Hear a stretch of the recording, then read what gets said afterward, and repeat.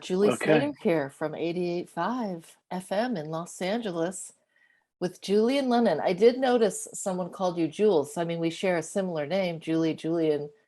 Do people call you Jules? Because I find people who want to advance a relationship with me call me Jules, like strangers. They're like, Jules, what's up? Yeah. Well, no, I go by Jules for the most part. Yeah. It's only the rare, very close few that actually call me Julian. Oh, Um, funny. kind of reminds me of my mother actually, because she would always say Julian when she was being serious, Yeah, and when you that got I in was trouble.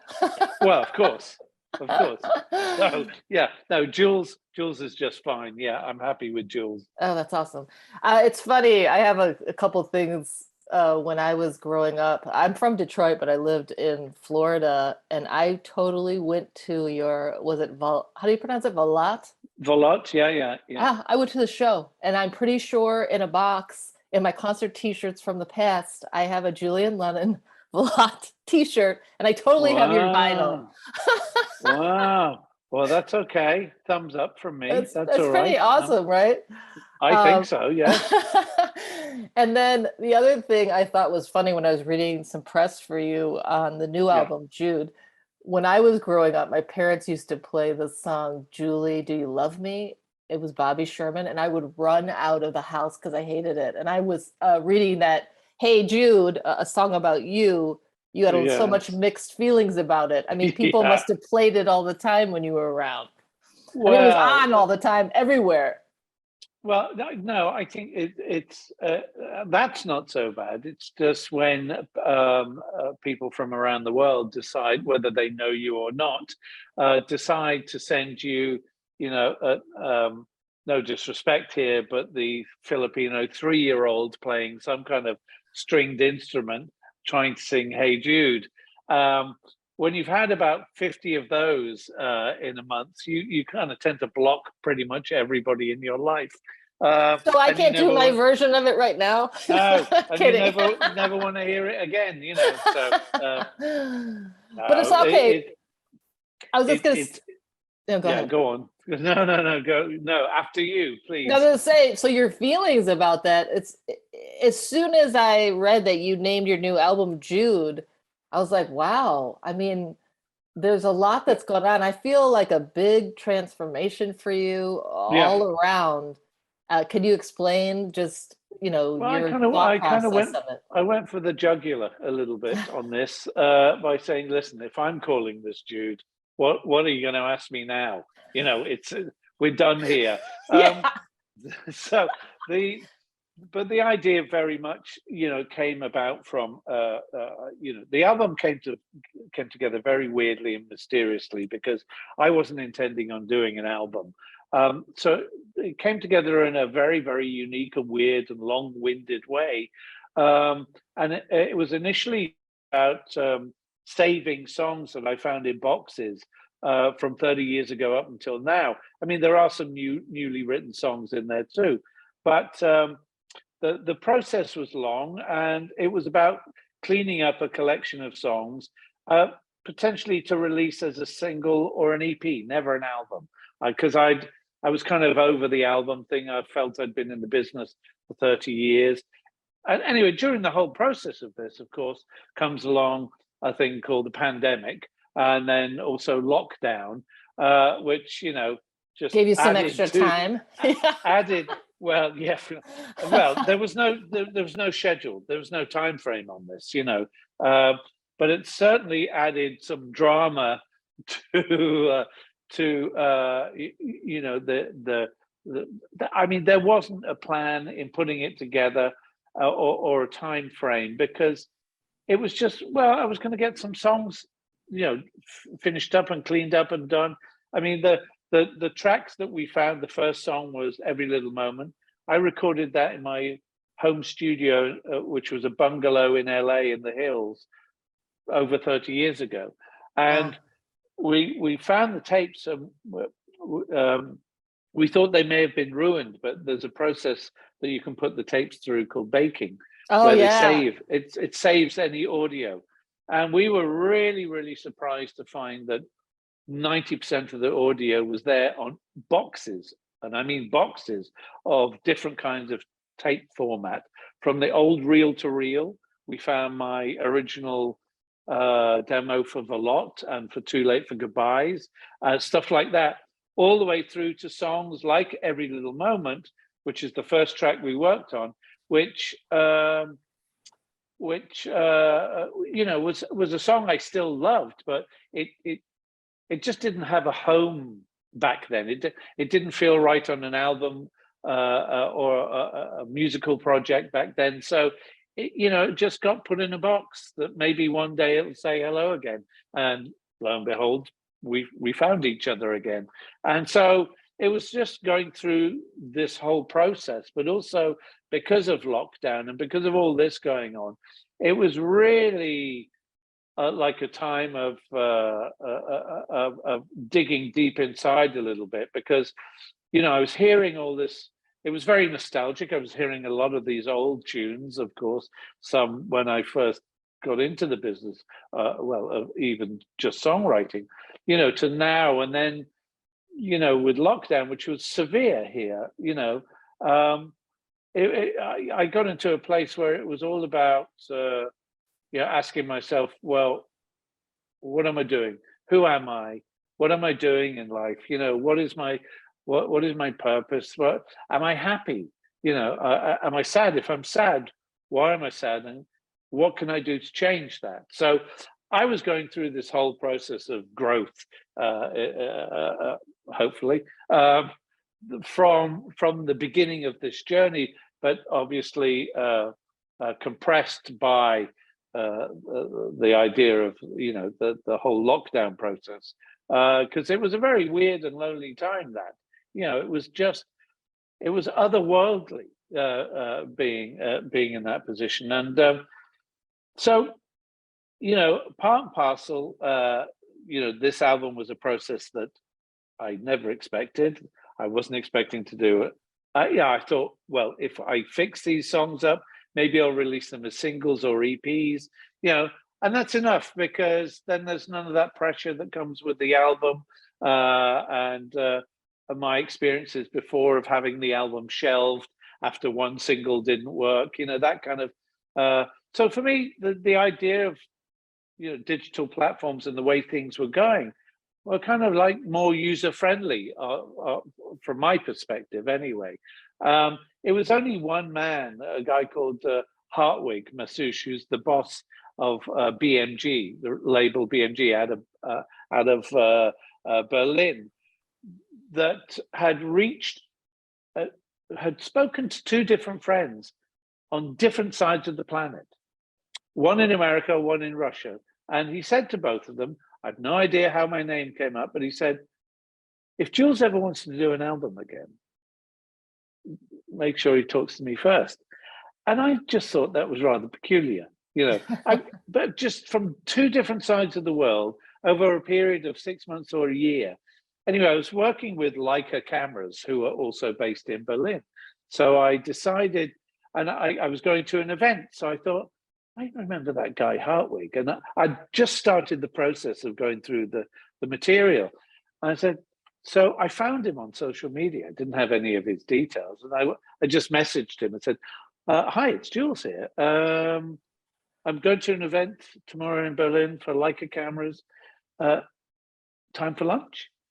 So I didn't expect a response. But lo and behold, later that day, I said, yes, love to. And so I got a little nervous, but I went, okay, all right, well, let's see what happens. So we met for lunch, lovely guy. I liked him a lot. He also plays guitar, that helped. But he was real passionate about music and the history of music and and where it all came from. He was quite special in his thinking. But he'd always loved what I'd done, and he just felt that I'd never really got a fair shake, and really wasn't really supported the way I could have been in the past, especially by a label. And I appreciated that. And he said, listen, you know, the other thing that I'll add to this is that if we do do some work together, what I would try and do is get all of your previous work under one roof and then have it revert back to you. And I'm going, because at the moment I could never own any of my earlier work, which is the most insane thing. You know, it's cruelty as far as I'm concerned. But you know, and that still happens to people, which is shocking. Aside from that, you know, I just said, well, you know, I just want to do singles and EPs. I think that's all. That's. He said, no, but you really should do a record. I'm going, oh God, aren't we? So about 6 months later, or maybe a little longer, I played him 5 or 6 tracks, rough mixes of you know, and he flipped for it, and I went. I said, really? He said, no, Jules, this is album stuff. This is album. I'm going, well, I'm not hearing it just yet. So another 6 months or whatever goes by, and then eventually I have about 8, 9, 10 songs, and he listens again and says, look, it's an album, Jules. And I still didn't agree with him until I put them in a particular sequence. And then I listened to it and I went, actually, it's a good album. This is, and it's, you know, it's a culmination of 30 years plus of work. And there's, you know, I mean, the subject matter is pretty much identical throughout the years, which is the weird one. It's all searching and looking inside, either on a personal level or globally, about finding answers. What shocked me was that we're still asking the same questions as we were 30 years ago. Right. And so, you know, for me, it was about a coming of age, really, with the title Jude, and with the lyrics that Paul had written, and it was about taking the weight off my shoulders and finding love, and that all became part and parcel of the bigger picture. Also, of course, having just had the whole Get Back film come out as well, which Sean and I went to see. You know, I'd fallen in love with the Beatles again and fallen in love with Dad again, seeing the camaraderie, the wit, the humor, the sarcasm, the goofiness, the talent, you know, the list goes on. And, I mean, it's really beautiful to hear that, you know, you having like a healing on a lot of stuff from your life, but it's, you know, the universe works in magical ways, and how you've uncovered all these songs that also brought back your past and bumping into people who were pushing you to do it. I love stuff like that. Yeah, me too. I'm organically driven. That's the only way it works for me. I mean, the other thing was that I've recently mentioned was that, you know, one thing that bothered me a great deal was that my name in my passport was John Charles Julian Lennon. And so, excuse me, whenever, you know, I would travel anywhere, whether it's, you know, go through airports or security or this, that, you know, people would just see John Lennon, and they wouldn't always recognize me either. And the comments, some were flippant, some were sarcastic, some were, you know, and after 30, 40 years, if not more of that, it's draining, to say the least, of being other people's John. And so, you know, I've been going through this whole process of change and growth, and finding balance and focus and purpose, and trying to find that level of happiness within, whether I'm alone or not. You know, it's that core happiness, and I felt being me was an important part of that. So in 2020, by deed poll, I still respected my parents' wishes in regards to the name. It was, you know, John Charles, which was my grandfather, Julian Lennon, and I just switched John and Julian around, so that finally I was Julian Charles John Lennon, but Julian would be seen for. And when I did that, I can't tell you the weird release I had, just becoming Julian, you know, because finally I was me, finally. And that was huge. That was huge for me, because I'd always been him, but never seen as him before. So this is why, you know, being Julian, being Jules, being Jude just made absolute sense to me, because it was a coming of age. And it was a point, like getting to that point again, where, calling this album Jules, what are you going to say to me anymore? There's nothing you can say to me anymore. It's just, I am who I am. It's part of my heritage. I love the history of it, believe it or not. I just felt that was part of the album. The material on the album was certainly part of that growing and part of that learning process, and it just felt appropriate. And because it wasn't a contrived album as such, it wasn't like I'm going to have songs from 30, 40, 50, however many years, and I'm going to put them together.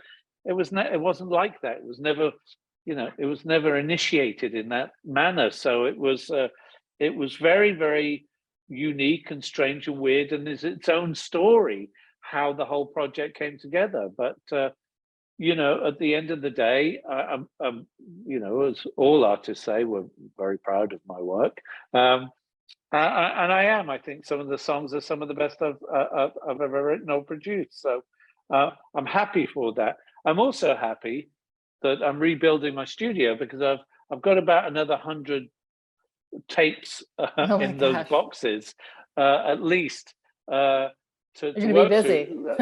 That's without even trying to write new, so. And I look forward to that process, but because hopefully there won't be a pandemic, hopefully things will be working okay in the studio, and I want to breathe. Part of the whole process of the album is that there was room to breathe, and that was fortunate for me, because again, that was a necessity for me to get back into music again, because it has always in the past to some degree been associated with great pressure. Extreme pressure on so many levels. So for me, this was a unique album. It was done in a different way, even though others had been, previous, like Photograph, Smile and Everything Changes. I'd had the freedom to do things in my own time. But this was a unique, really different circumstance, and has come at a time where I'm feeling great change in life. I'm feeling that balance, that focus, that level of inner peace, I guess. Will you do a tour for the album? I honestly don't know. I do love getting up and singing. I don't want to do the schlep. I'm not interested in that. I've talked with Rebecca, my manager, about the idea. I always had this idea that if I went on the road again, the tour would be tied into the White Feather Foundation, so that every location that we play, or every city that we play, we would find the worst problems and trying to help those during the process. Do you want to talk about the foundation really quickly, like what your goals were? Well, the foundation is ongoing. It will live longer than I will, most likely, and we just, the White Feather Foundation is something I brought together in 2007 because what I was given a white feather from an indigenous tribe. In fact, the oldest indigenous culture in the world, based out of Australia, and they handed the female elder Iris handed me a white feather, and Dad had said to me years before that, if something ever happened to him, to let me know that he would be all right, that we would all be all right in the end, would be in the form of a white feather. Oh my gosh. When I was handed the white feather, I got goosebumps, and I went, okay, well, I'm sorry, that's undeniable to me, undeniable. Yeah. So it was about stepping up to the plate, because they had said to me, Jules, you have a voice, can you help us? And they'd been through all kinds of crap, excuse my French, during their lifetime, especially in modern days, as have indigenous tribes around the world. So first thing I did was start to make a documentary about them and 80 other cultures, tribes around the world, indigenous tribes. And I thought, well, okay, if we won 8 international best film awards, independent. And I said, if this makes any money, I want it to go back to them, keep their culture alive, etc. The only way to do that legally was to start a foundation. So initially it was just a vehicle to get money to the tribes. But slowly but surely, I started getting a lot of emails and letters going, can you help us? Can you help us? And I'm going, I'm not really a fan. Anyway, after quite a few years, I started thinking, well, listen, I may be in a position to do more than that I initially thought. So I thought, what do I really care about? Well, first and foremost, indigenous tribes, their culture, their land. I want to be able to protect them. That's what that was all about. Conservation of life, shape and form. Health and education was a biggie to me because, we need to be healthy and we need to know what we're up to and what we're up against and what we're doing. And ignorance is not bliss. It is, but it isn't. And so, and clean water is the other thing. That's still as important now as it ever was, regardless of how many people are involved. My wish at some point is to start an alliance where if people are involved in clean water, that we come together and hold hands on this, on being able to do bigger and better. Same goes for everything that we care about. So I think very much that White Feather, though, is we've only been funded by